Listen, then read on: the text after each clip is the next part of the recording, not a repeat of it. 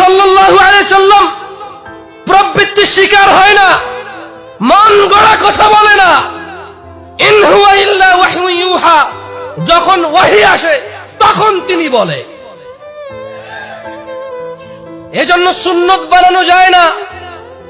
যেটা হয়ে এসেছে ওটা সুন্নাহ, যেটা সাব্যস্ত সেটা সুন্নাহ, যেটা বানায় সেটা বিদআত।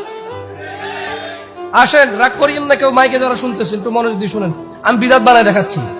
এই দেখেন, টিস্যু নিছি। আচ্ছা, আমার সর্দি, নাক দিয়ে পানি পড়তেছে, আমি কষ্ট পাচ্ছি, আমাকে দেখতে অস্বস্তিকর লাগতেছে।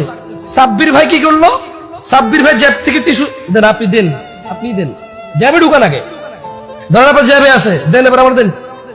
সাব্বির ভাই জ্যাব থেকে টিস্যু বের করে দিল। কেন? উনি দেখলো যে জামশেদ ভাই ওয়াজ মাহফিল করে, মানুষজন সম্মান করে, নাক দিয়ে পানিগুলা পড়তেছে বেচারার, কেমন দেখতে বৃষ্টি খারাপ দেখা যাচ্ছে, অসুন্দর লাগতেছে, এতে ওনার প্রেস্টিজ নষ্ট হচ্ছে। এটা কথার কথা। সাব্বির ভাই একজন মুসলমান দ্বীনী ভাই হিসেবে ভাইয়ের সম্মান রক্ষার্থে কি দিছে? এবার আমি মুসলমান, এই যে উনি আমার উপকার করলো, সাদাকা হিসেবে এটা নাকি পাবে কিনা?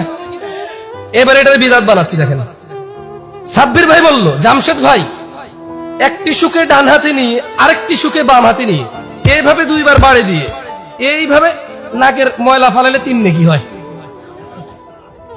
এবার এটা বিদআত হয়ে গেছে, আর নেকি হয় নাই। কি হয় না আর? কিন্তু একটু আগে এটা কি ছিল? সাদাকা। একটু আগে কি ছিল? সাদাকা। এখন কি? বিদআত। কেন বিদআত হয়েছে কে বলতে পারেন? কেন? উনি নেকি সাব্যস্ত করছে। এখানে নেকি সাব্যস্ত, কিন্তু এখানে বিদআত না। উনি যদি আমাকে টিস্যু দিয়ে উপকার করেন, নেকি হবে না? এখানে তাহলে পদ্ধতিটা হচ্ছে বিদআত।